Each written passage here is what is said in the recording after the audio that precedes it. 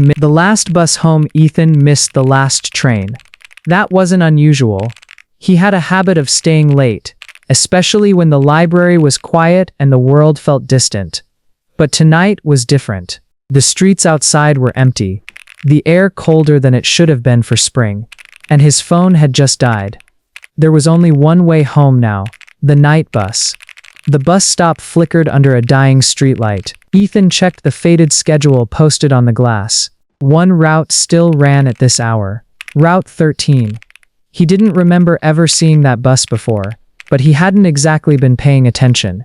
A low rumble echoed in the distance. The bus arrived without headlights.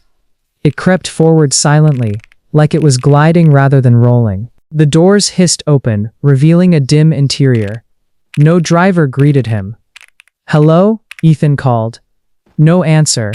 He hesitated, then stepped inside. The doors shut behind him with a sharp clang.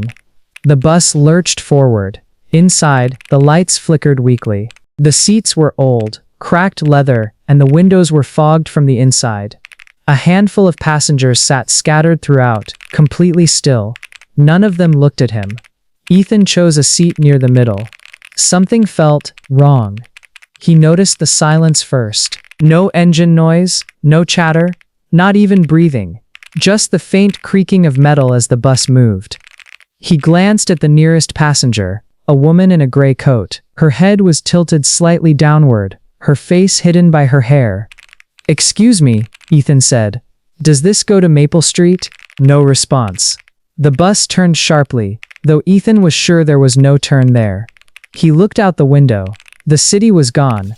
Instead, there were endless dark fields stretching under a sky with no stars. A cold knot formed in his stomach.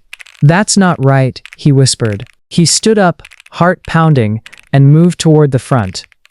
As he passed the other passengers, he noticed something disturbing. They weren't moving at all, not even slightly. Not breathing, not blinking. He leaned closer to one man by the aisle. The man's eyes were open, wide open, but they were empty, like glass. Ethan stumbled back. The bus suddenly slowed. A crackling voice echoed from nowhere. "Next stop, final stop." The doors opened again, revealing only darkness outside. One of the passengers stood up. Ethan froze. It was the woman in the gray coat. She slowly lifted her head. Her face was pale, unnaturally smooth, with hollow eyes that seemed to sink inward. When she smiled, it stretched too far, wider than a human mouth should. "You shouldn't be here," she said softly. Ethan ran. He rushed toward the doors, but as he reached them, they slammed shut. The bus began moving again. Faster. The other passengers started to rise, one by one, their movements stiff and unnatural. All of them turned toward him, all of them smiling. The voice returned, louder now. "No one leaves." Ethan pounded on the doors, screaming, but no sound seemed to escape.